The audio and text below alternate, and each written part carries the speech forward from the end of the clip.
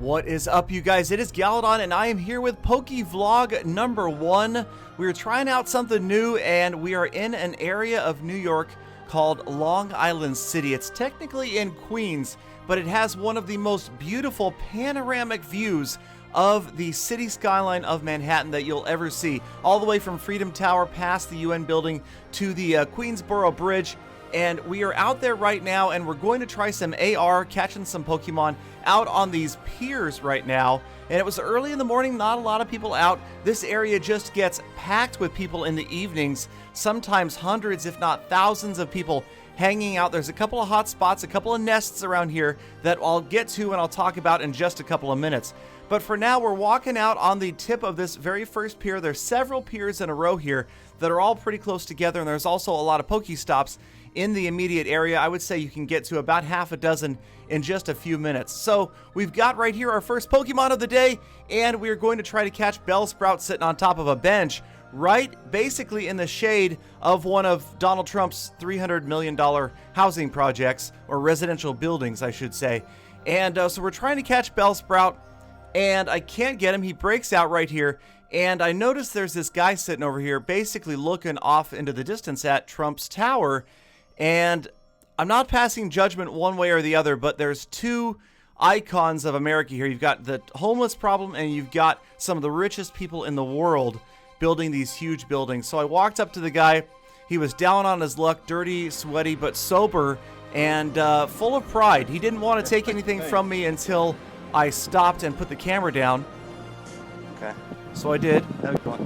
Handed him 20 bucks and walked off.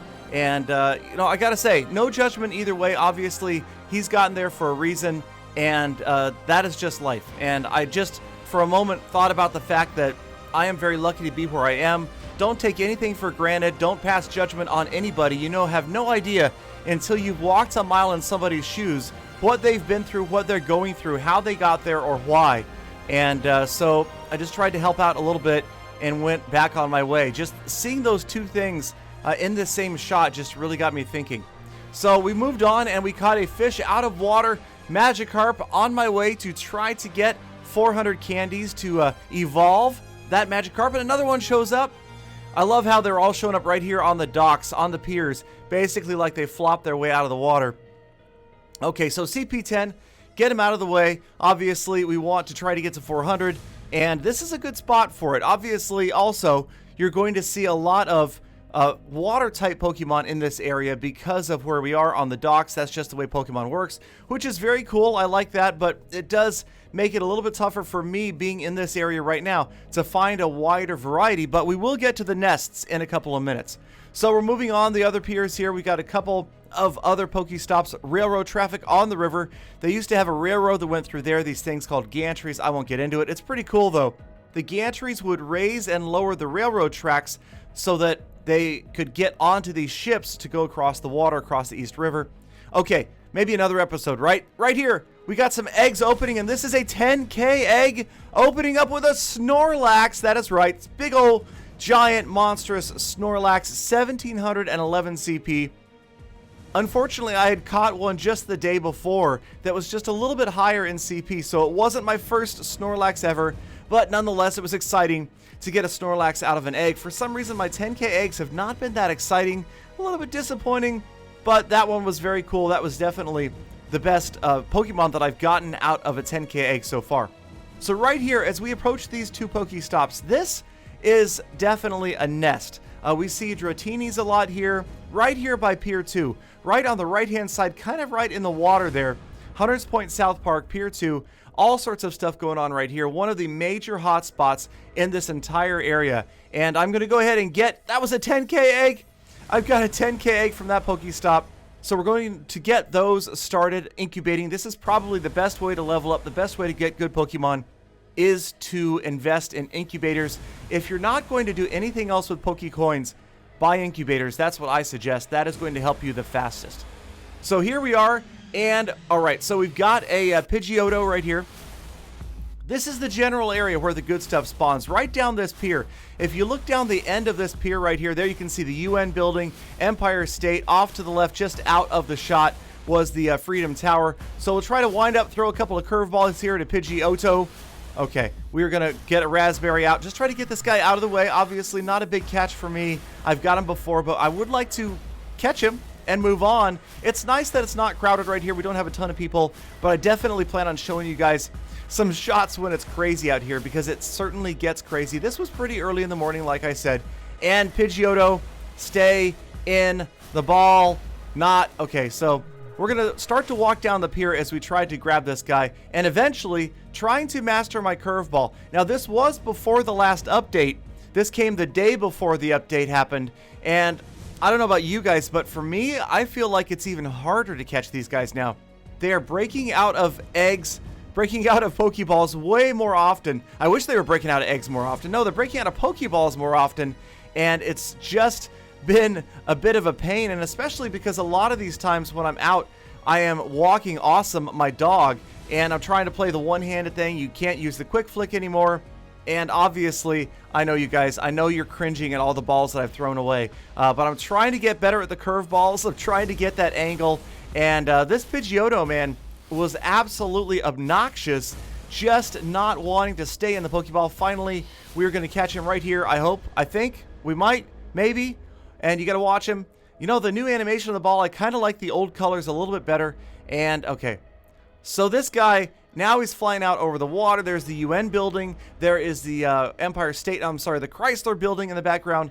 And one of these days, we will get this and we'll be on our way to do something a little bit more exciting. Drop it in the water. There it is. Looks like it's going to fall off the railing. Come on. Stay in this time. Would you? Could you? All right, that was exhausting. Seriously, I know it was probably exhausting for you to watch. It was exhausting for me to deal with for that 814 CP Pidgeotto, and now we can walk out to the end of the pier. And this is another good spot. I see that sometimes you get unusual spawns out here right on the tip of the pier. Now, obviously, nobody's lured these right now. Sometimes I will come into those two right by the nest and lure them both and just sit there for 30 minutes, maybe relax. It's beautiful. The sunset. You can watch what's called Manhattan Henge, happens once or twice a year. Very cool. I'll show that maybe in a future video or a picture when the sun sets right down the streets in New York City. So nothing really spawning right there, so we're going to head on back down the pier, and I kind of have a routine down here. We'll go back down the pier. We're going to turn right. There's two Pokestops, and you can see a couple of gyms off in the distance. The gym that's just off the edge of the screen, there's a Snorlax guarding that gym. I'll usually go down there, grab that gym, turn around, come back, and hit all those Pokestops because they will have refreshed by then. It's about 5 minutes, I'd say, between being able to hit a same Pokestop a second time. So we go back down the pier, we're going to turn right, and again, this was before the update. See these two Pokestops on my left? They're actually a tiny bit further apart now after the update, so things have adjusted just a little bit, and I'm hoping that we will continue to see some of the good Pokemon spawn there in that little nest. I know that Lapras showed up there recently as well. A lot of Pikachus right here again, so that was where I caught the Pikachu Makes Me Curse video was filmed right exactly here, and right where our little friend Ekans is, and we're going to go ahead and grab him. And if I mispronounced that, I apologize. I am going to go to the Reversal School of Pokemon Pronunciation. That's the RCPP University. I plan on trying to get tuition there and get educated on exactly how to pronounce these. Hey, at least I got Pidgeotto right. I didn't call it Pidgeotto. All right?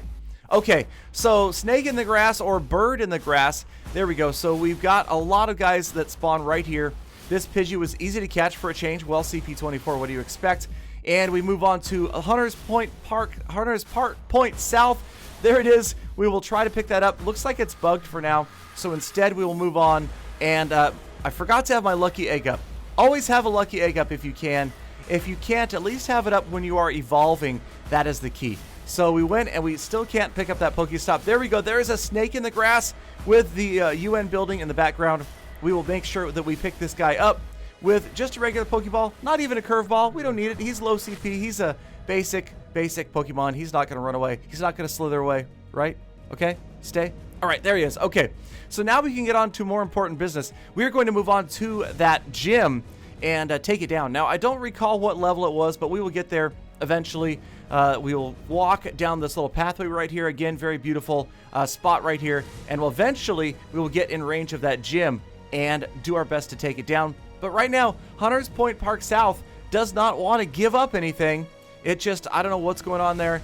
And again, you can see that the Pokemon, that's a bit of a nest right there. Again, you see all sorts of Pokemon that'll spawn right there. That definitely was a Pikachu nest. But right now, we are focused. We have a one-track mind, and that is to get to this gym, take it down. And ideally, what we really want here is the XP.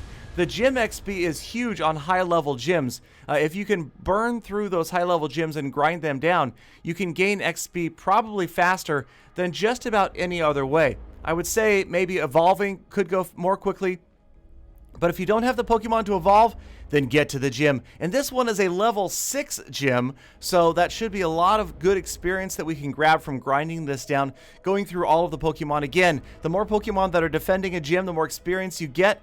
And there we go. We've got my 6 that are ready to go. Don't have my own Snorlax up there yet, but we'll definitely work on leveling him up a little bit and then getting him in there. So not a big deal here, and he's down. Vaporeon, man, also got a little bit of a nerf, I believe, in this last update that came the day after this. But also, you'll notice here, I was having a little bit of difficulty activating his special ability and that special attack. And I don't know what it is. For some reason, even when I was holding down the button, letting the bar fill up, it wasn't activating. And after the update, that has changed a lot, and that is much easier to do. So we're going to fast forward through this because obviously watching me grind down 6 levels of a gym, maybe not the most exciting thing in the world when you're just basically tapping on the screen. I don't do a lot of dodging. I find that I haven't been in any battles that are so close that if you're not dodging some attacks, you're going to lose. Usually, even with a higher level like a 2300 Snorlax defending this gym, we are able to take it down. Again, you get 6 Pokemon to do it if you're taking down an enemy's gym. Practicing in a friendly gym, you only get 1, but here we didn't have any problem, especially with a couple of 2100 plus Vaporeons. We will eventually grind this gym down as it grinds my battery down. Check out my battery, 17% already. And luckily, I do have a case that gives it a double charge that will charge it back up to full. Use it every single day. Right here, we drop Vaporeon off at the gym. There it is. We've got that gym. We'll get the experience for that. And maybe we'll get the Pokecoins for it. Maybe, though, we could go off and take this next gym first. But that will be in another episode. Thank you guys so much for checking out PokeVlog number 1. Let me know what you guys would like to see more of, what you'd like to see less of. Thank you, as always, for watching all the way to the end of this episode. I appreciate every last one of you, and I hope to see you all back here again tomorrow for either full attacks or more Pokemon catches. See ya!